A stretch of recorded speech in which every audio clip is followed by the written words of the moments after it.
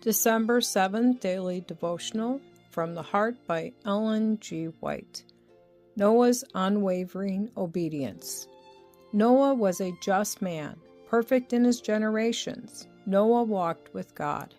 Genesis chapter 6, verse 9. How simple and childlike amid the unbelief of the world was the faith of Noah. His faith was perfected by his works. He gave to the world an example in believing just what God had said. He commenced under the directions of God to construct the ark, an immense boat on dry ground.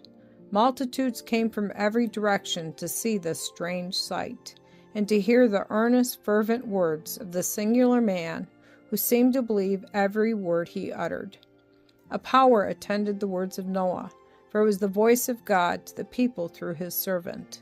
Some were deeply convicted, would have heeded the words of warning, but there were so many to jest and ridicule the message of entreaty and warning to repentance that they partook of the same spirit, resisted the invitations of mercy, and were soon among the boldest and most defiant scoffers. For none are as reckless and will go to such lengths in sin as those who have once had light, who have been convicted and resisted the Spirit of God. Amid popular contempt and ridicule, amid universal wickedness and disobedience, Noah distinguished himself by his holy integrity and unwavering obedience. He was one in the world, but not one of the world. Noah made himself the object of contempt and ridicule by his steadfast adherence to the words of God. While the voice of God through Noah was making itself heard in entreaties and warnings and condemnation of sin and iniquity, Satan was not asleep. He was mustering his forces.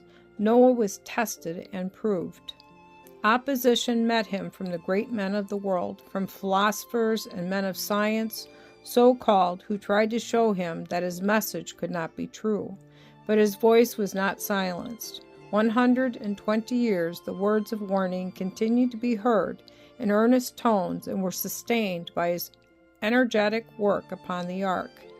God's Spirit was striving with the people to lead them to accept and believe the truth. But Satan's suggestions were also heeded.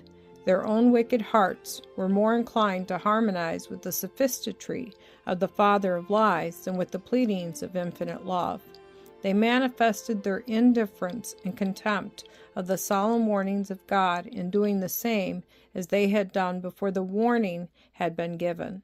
The days of Noah, Christ tells us, were as the days prior to his appearing in the clouds of heaven.